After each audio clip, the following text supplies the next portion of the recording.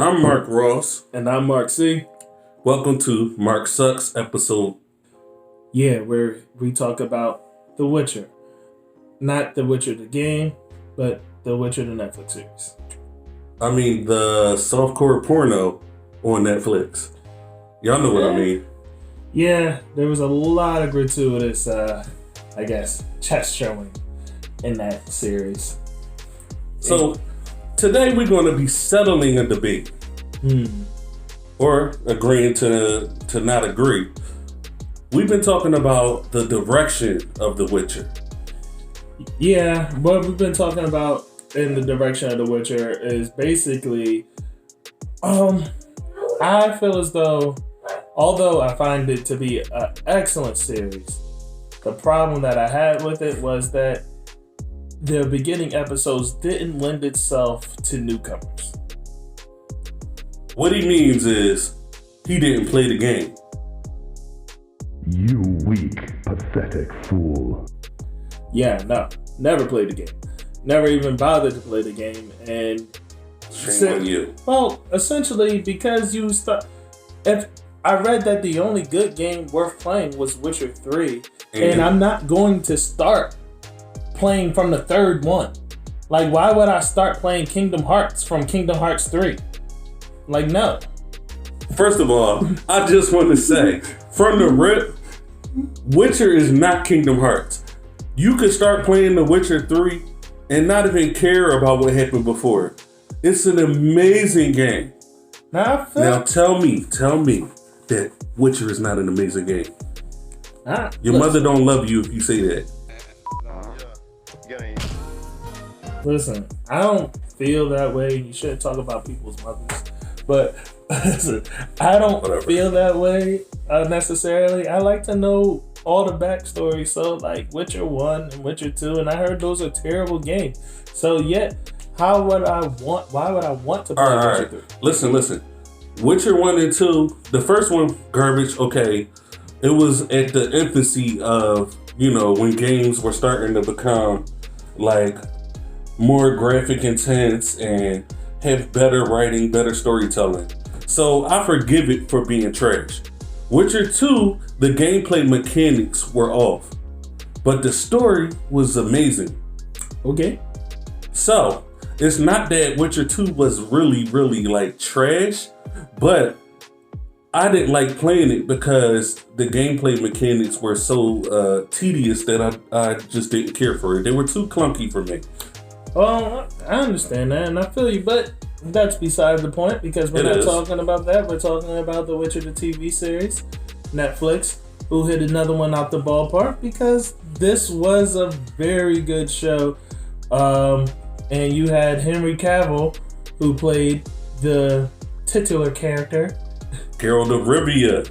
So, yeah, it was pretty good. What I understand of the Witcher character is that they're pretty much devoid of emotion and any sort of, let's just leave it at emotion. So I read a lot of people, like certain critics had a problem with like his acting of sorts in the movie, but when you read about how the character is supposed to be, like you can't have that as a critique if that is what is required of him to play the character. I can't critique you for not showing any emotion in your character if the character is not supposed to have any emotion. Well, you can't really be upset about how he behaved when that's how The Witcher is. Right. That's the bottom line.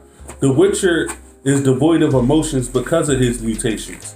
Right. And he underwent training at Kaer Morhen because of those mutations. See, yeah, those names that you're saying means absolutely nothing. But anyway, so like I said, I had a problem with The Witcher because the direction. The first 2 to 3 episodes, was it?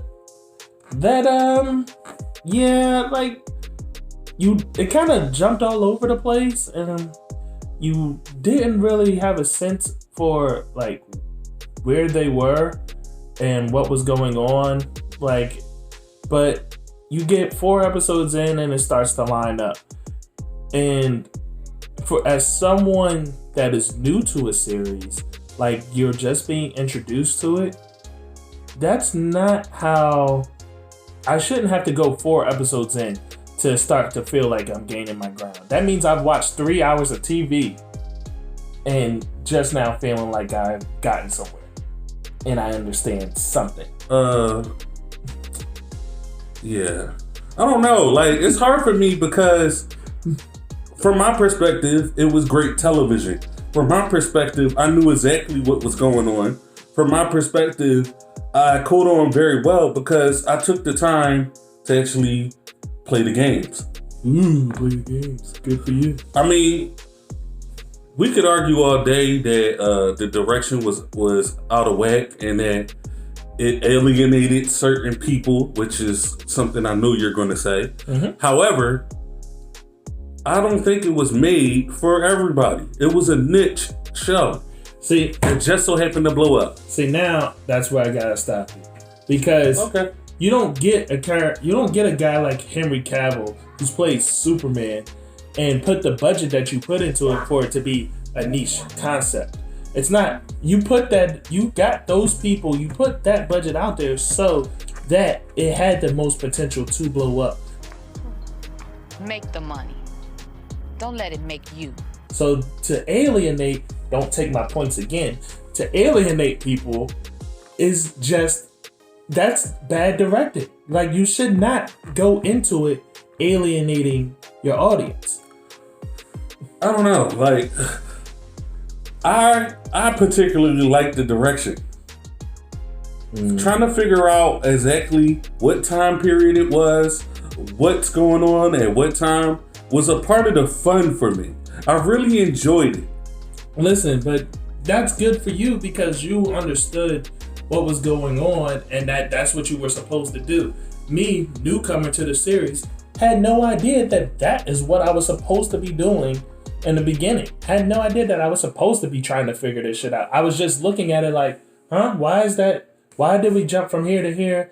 These timelines not making sense. What's going on here? Like, and I literally rewound like the first episode like once or twice because I was like, is there something I'm missing? Did I walk away at the wrong time? Like, what the fuck is going on? The only thing that kept me on the show was the fact that Henry Cavill was in it and I was like, and the fighting was phenomenal. Like, I literally watched this dude throw a sword down somebody's throat and it was the flat end and he ripped their head off by going like this. Like, that was nuts. So that's the only thing that kept me into the show. You know what? You keep throwing Henry Cavill out there like he means something.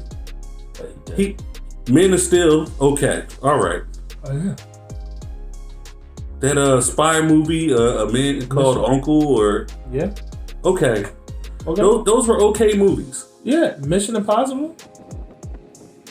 Again, like, I know you saw him in Mission Impossible, that bathroom scene. That dude looked. First of all, it was okay. But there's still Batman v Superman. Superman, garbage. That's not his fault. He didn't do a great job. But that's not his fault. The movie itself is just garbage. That's beside the point. Exactly. But Henry Cavill, was he that great as Superman? He had one good film as Superman. One. And that was like semi-good. But that wasn't all his fault. That was Zack Snyder's direction too. But I will say, Henry Cavill, what did he do that was so great as Superman? You can't throw that out there and be like, oh, Henry Cavill. Well, his name doesn't mean that much to me. Well, it meant enough for Netflix to put the budget that they did. Let's just take a quick second. Why don't you look at the budget for The Witcher? Okay. Give me one moment, guys. 6.5 hours later. Listen. So, we're back. And go ahead. Tell them what the budget was. $10 million per episode. So what? So $80 million. $80 million. $80 million on the season. Who is spending $80 million to alienate audience. $80 million isn't the most ever spent. It's not the most ever spent. Right. Just saying. Okay. It's not the most money that was ever spent on a TV show. You're right. HBO got a bunch of shows they spent more than $80 million for. Yeah, Game of Thrones. Not just Game of Thrones. Right. They probably spent just as much on Watchmen. Okay. And did you see the Watchmen just pick up in the middle of the story, or did it explain some shit in the beginning? It explained where the fuck you were, were. No, it didn't. Not really, because people automatically had a knowledge of some of the things. Like, you knew who Dr. Manhattan was before you picked up the show. They didn't explain all that. Some of the things were very cryptic. No. Yeah. Hooded Justice, when they were going through his story, you didn't know who the hell they were talking about at first until he had the noose upon his neck and you were like, oh, okay, that's Hooded Justice. But yeah, see, that's what I'm talking about. Like, the noose upon his neck, then they explained the shit, but it wasn't 4 hours into it. Well, we're gonna just take a step back. I like the direction. Once I recognized that, oh, this is time jumping, it revealed some things to me that went right into the story of the game. Literally, I just played a mission because once I saw this, I started playing The Witcher again. And I just played a mission that talked about how The Witcher bound the two together by wishing upon the genie, which happened in the show. That didn't happen in the game. So that pieced something together that I didn't get to see for myself. But seeing it in the actual show and connecting it to the game the way they did, that was perfect. No, I understand that. Now that is something that is called a connection done correctly, because it gave you insight to something that you saw in the game, without alienating me, because it started from the beginning, of that very sequence happening. It didn't just say from out of nowhere. Now, let's say if I just picked up from out of nowhere and then it just started. You know what? I'm gonna skip that analogy because I don't know a good way to surmise that. But so let's just, like I said, that was something that could. Hold on, I'm gonna just stop.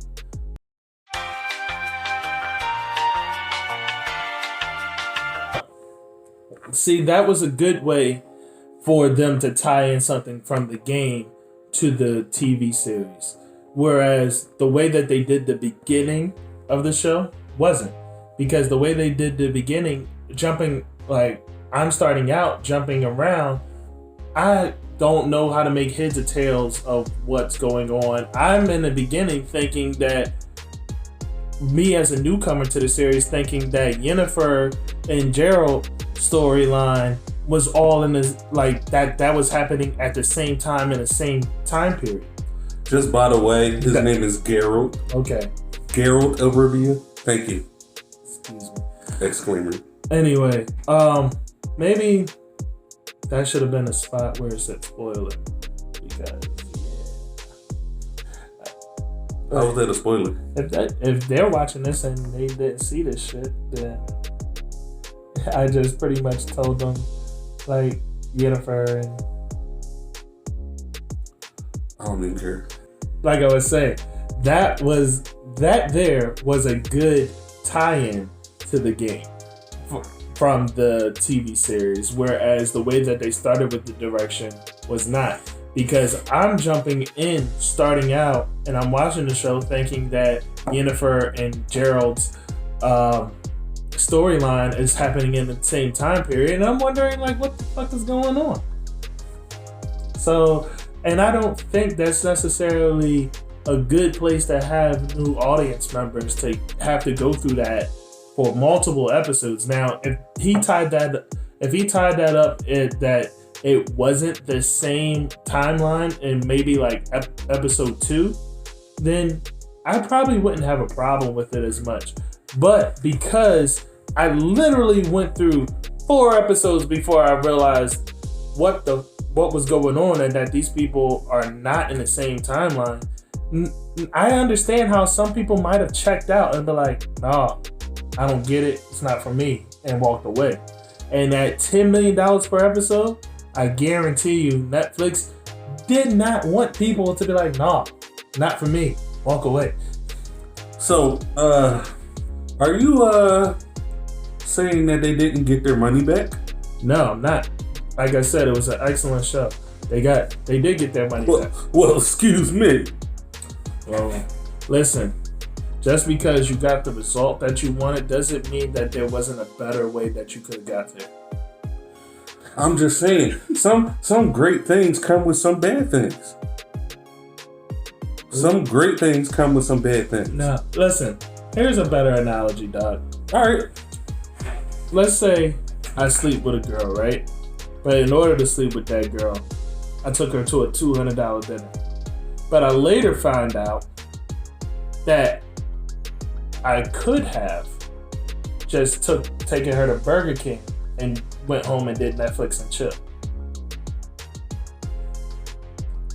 There was a better way to get there, is what I'm saying. Yeah, that is a good analogy. I like that. I'll accept that. However, I still feel like for a fan of the game, for someone who played it to completion and did all the extra missions and put hundreds of hours into the game, I feel like part of the fun was like, all right, when is this happening? Because I know for a fact this can't be happening all at the same time because I know the story. Yeah, but that's not how everyone feels because not everyone has played the game.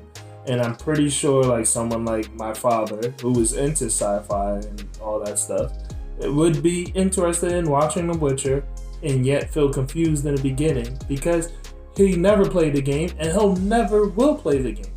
Like, so, like, that's not, like, so, like, you're bringing a game into a new medium, but you're not giving everyone the same starting point. So, with that being said, we've talked about this topic quite a bit already, and we pretty much come to the conclusion that I'm right. So, Whoa. We've come to the conclusion that we agree to disagree. I loved it. Why did I love it? Geralt was great. Yennefer was great. The storyline, the mystery of trying to figure out the timeline was great. All those critics who said bad things about this show, they just don't understand. That's where I'm going to leave it at. Listen. They don't get it. Listen. I said it was great from the very beginning. I said it was a good series. Okay then. But like I've also said, it alienated people. That particular part was incorrect, in my opinion. And that particular block of the beginning of how he chose to direct there was a much better way to get that done. Outside of that, phenomenal series. And you've seeded that point. So, like I said, I was good. But you guys have a good evening. And this guy is stubborn. And I'm chill. Good night. Good night. Peace.